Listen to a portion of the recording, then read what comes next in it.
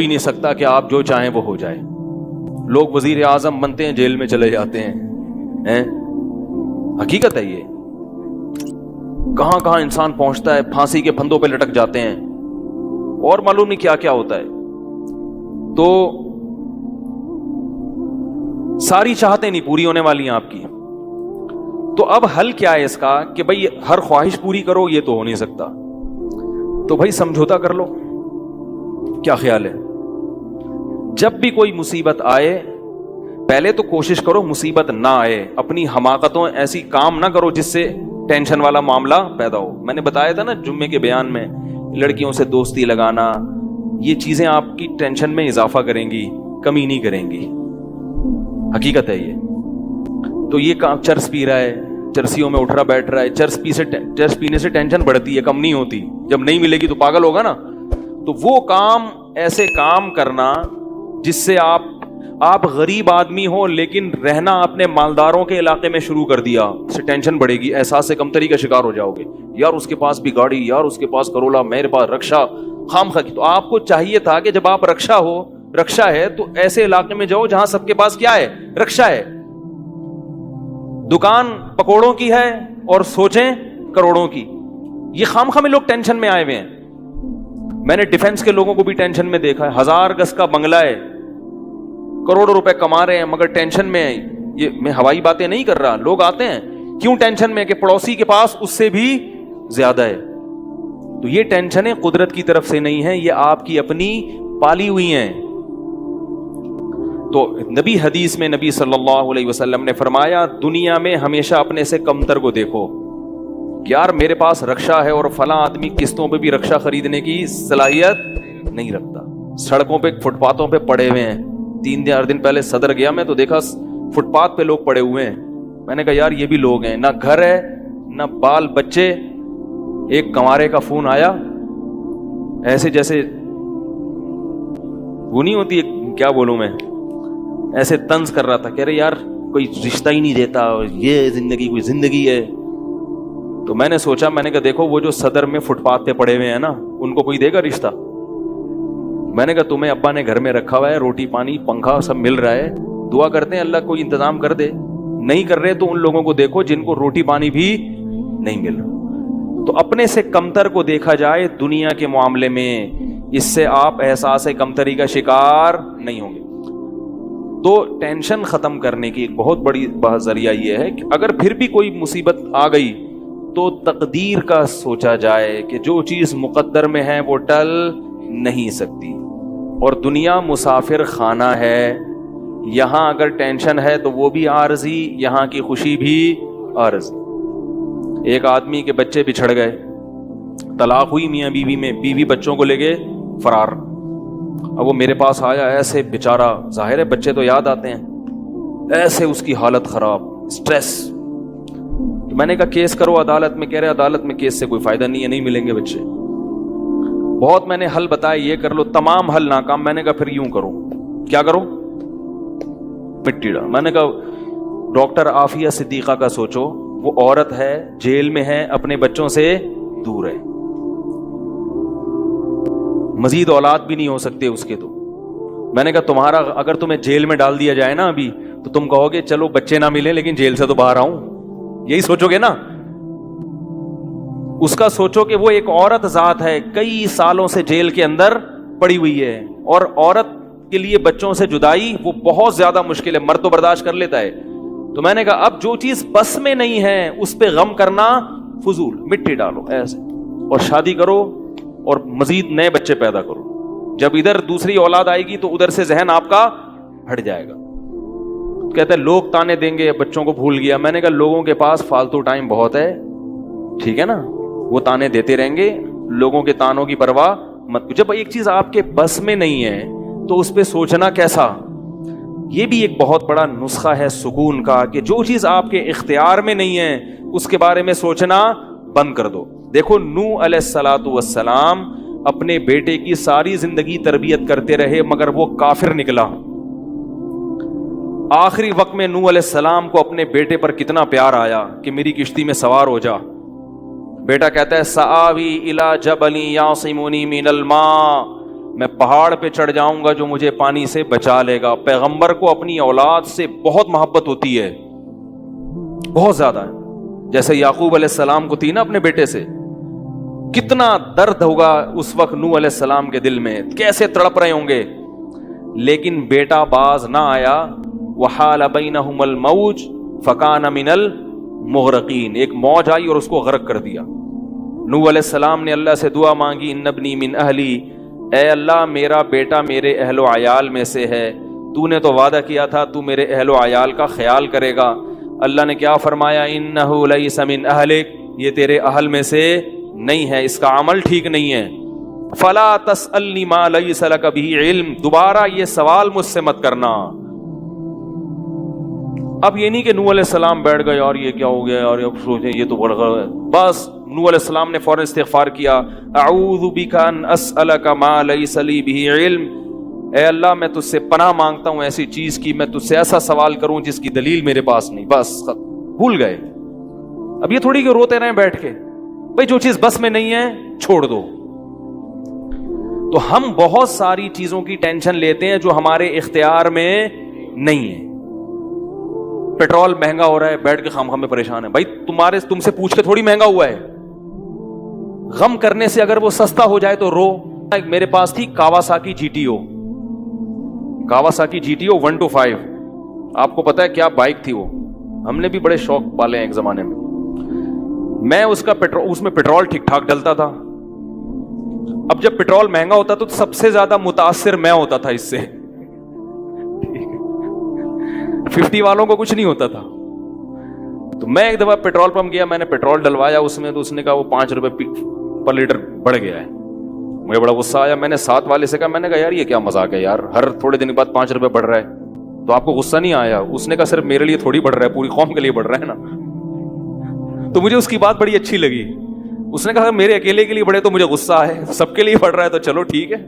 اس دن کے بعد سے اب تک پیٹرول بڑھنے پر مجھے غصہ نہیں آیا.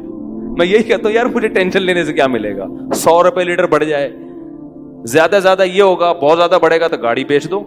بھائی نہیں ہمارے کنٹرول سے باہر ہو گئی ہے, گاڑی بیچ دو, دوبارہ آ جاؤ, ٹیکسی پہ آ جاؤ, پھر بھی ہے تو پھر رکشے پہ آ جاؤ, پھر چنچی پہ آ جاؤ, پھر پیدل ہو جاؤ. جو چیز اختیار میں نہیں ہے اس کی ٹینشن لینا حماقت ہے.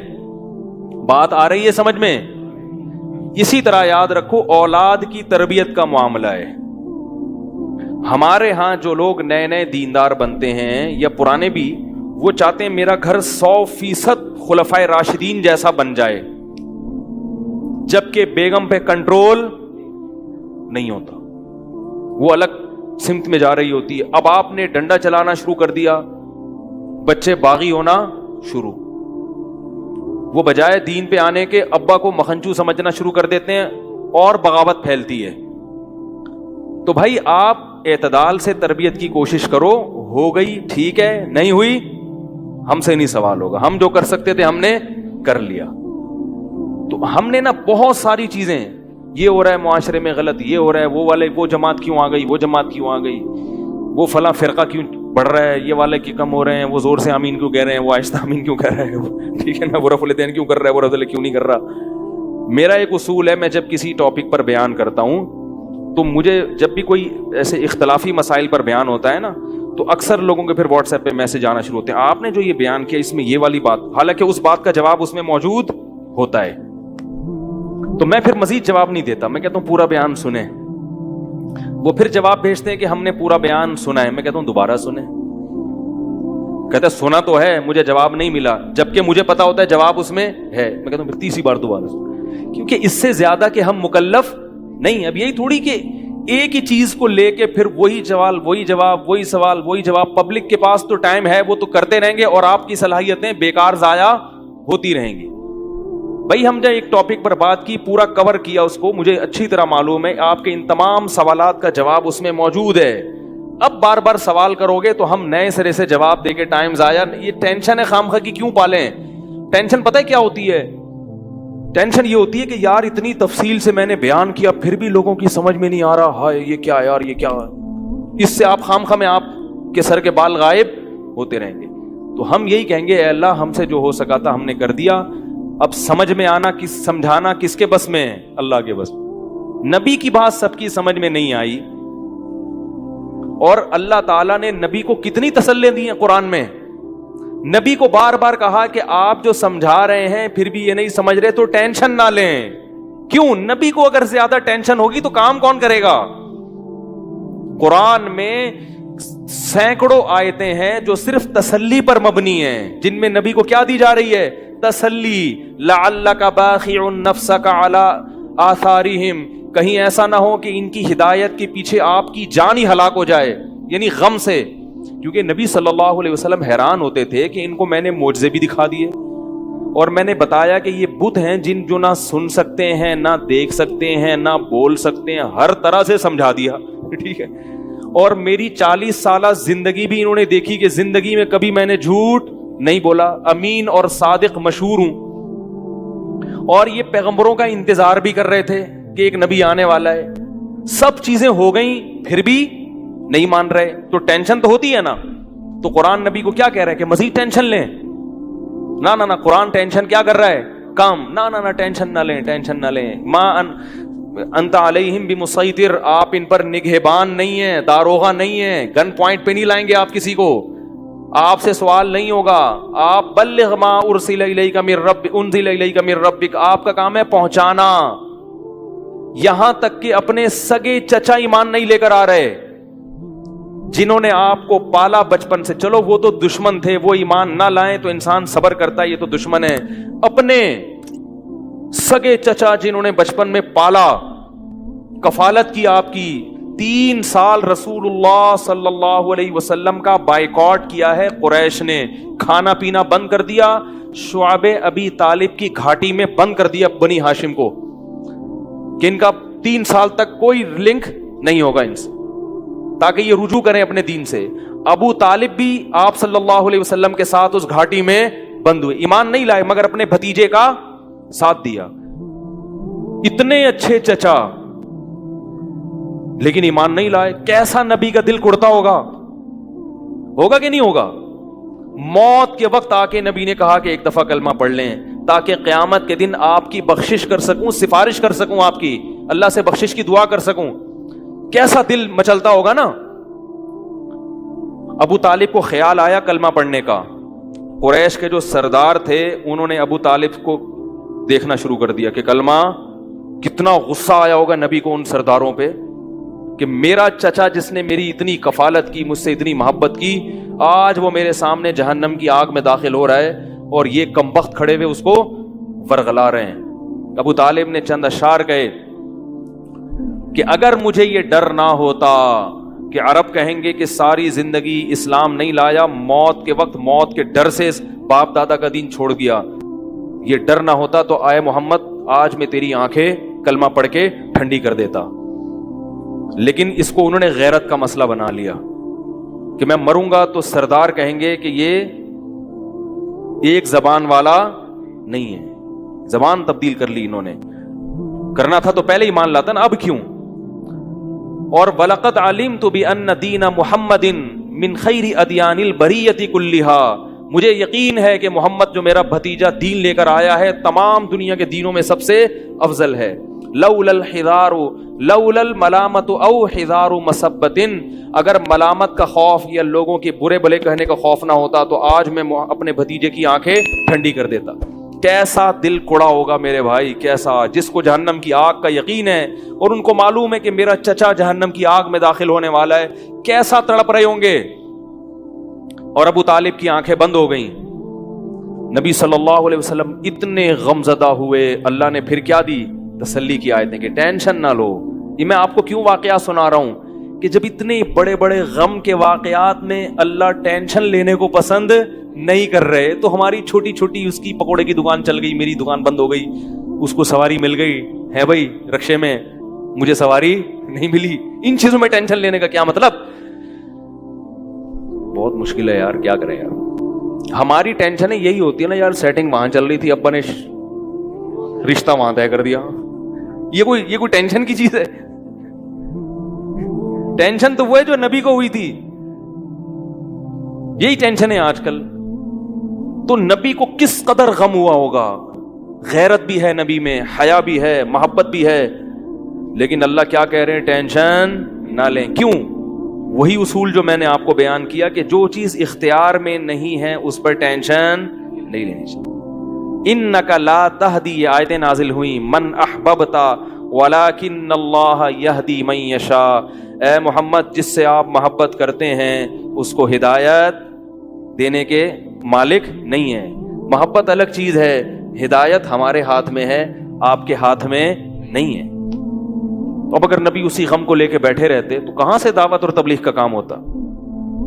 آپ صلی اللہ علیہ وسلم سے حضرت عائشہ نے پوچھا کہ ابو طالب جو اتنی خدمت کرتا تھا آپ کی, کرتے تھے اور اتنا کچھ انہوں نے کیا, کیا یہ نیکیاں قیامت کے دن کام آئیں گی؟ آپ نے فرمایا ہاں. کتنا کام آئیں گی کہ جہنم کے نچلے طبقے سے اللہ اٹھا کے اوپر والے طبقے میں لے آئے گا, اور پاؤں میں صرف آگ ہوگی مگر اس سے دماغ ایسے کھولے گا جیسے ہانڈی. ابو طالب پورے جہنم کی آگ میں نہیں ہوں گے, صرف ان کے پاؤں جہنم کی آگ میں ہیں. اس سے پتہ چلتا ہے کافر کی نیکیاں کام تو آتی ہیں مگر عذاب کم کرنے میں, عذاب ختم کرنے میں نہیں. بھی ہم دیکھتے ہیں کہ دنیا میں بہت کچھ غلط ہو رہا ہے, دلائل کی انبار لگا دو پھر بھی لوگ نہیں مانتے, اور فرقواریت, ایک دوسرے پہ تان و تشنی, گھریلو حالات میں گڑبڑ. تو اس میں اگر آپ ٹینشن لینا شروع کر دو گے تو پھر سوائے ڈپریشن کی گولیوں کی ایک نئی ٹینشن لگ جائے گی. جس دن گولی نہیں کھائی اس دن عجیب سا ہو گیا. ڈپریشن کا مریض کو جس دن گولی نہ ملے وہ خود گولی کی طرح بن جاتا ہے, وہ پھر کئی لوگوں کو گولیاں کھانی پڑتی ہیں اس سے بات چیت کے بعد. تو اس لیے میرے بھائی دو چیزیں یاد رہیں گی, ایک نیند اور دوسرا ٹینشن جتنا ہو سکے. پھر بھی اللہ کی طرف سے ہوتی ہے, ایسا نہیں ہے کہ ناممکن ہے 100% ختم ہو جائے.